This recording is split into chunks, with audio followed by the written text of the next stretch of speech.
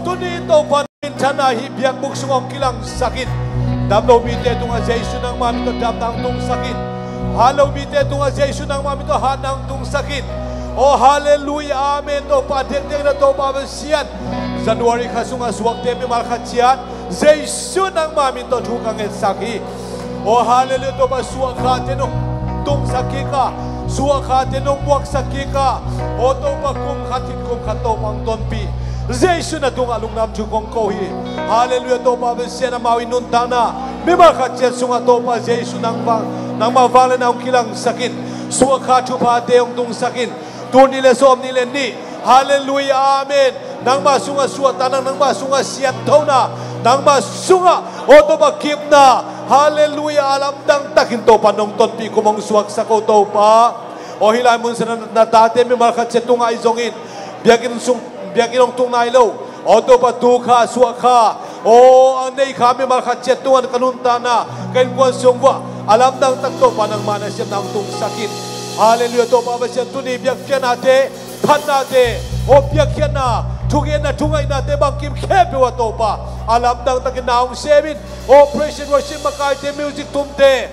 O kanunta namin malkatset wa to pa. Jesu nang malvale na. Alam dang takinong kilang sa kinsin.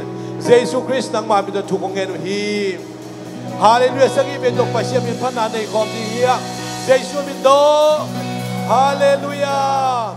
Hallelujah. Hallelujah. Hallelujah. Hallelujah. Hallelujah. Tona. Hallelujah.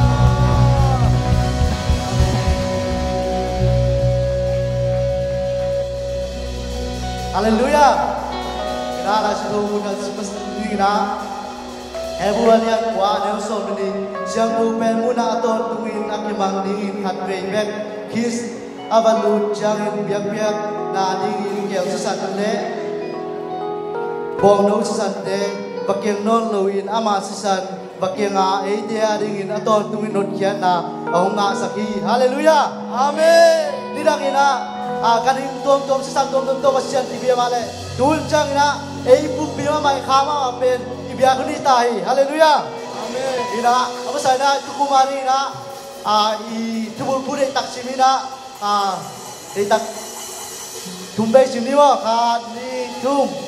Asyang jauh pendian biakin pi, asyang jauh pesian biakin pi, asyang jauh pesian biakin pi, haleluya.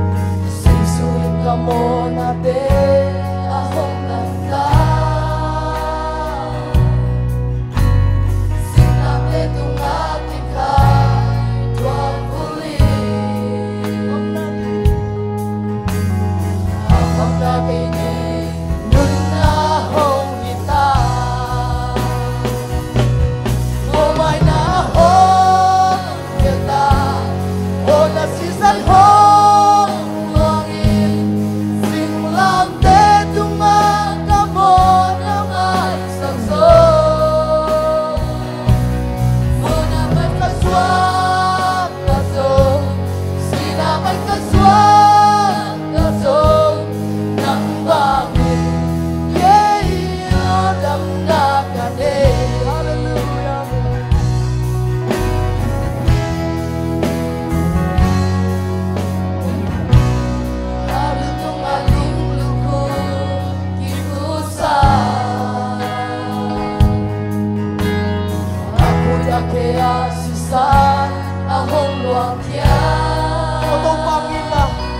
ang buwak yan na tuloy sa mga nang lagayong pa rin na binili yung nakawasuwa kita. Ama silian ang buwak nang lagyan.